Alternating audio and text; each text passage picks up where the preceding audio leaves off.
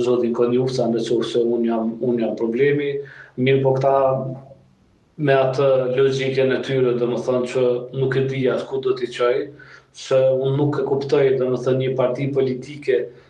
ose sepse për mua nuk janë parti politike, por në fakt janë firma private të liderëve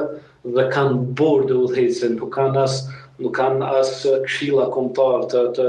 të partive, po janë borde, sikur janë bordet e firmave dhe kompanive private. Prandaj këta domethënë synojnë që t'i rrisin votat e tyre duke i bërë keq Kosovës, duke i bërë keq atëhet. Unë nuk i kuptoj, domethënë këtë logjik nuk po arrit ta kuptoj se deri në çfarë niveli mund të shkoj,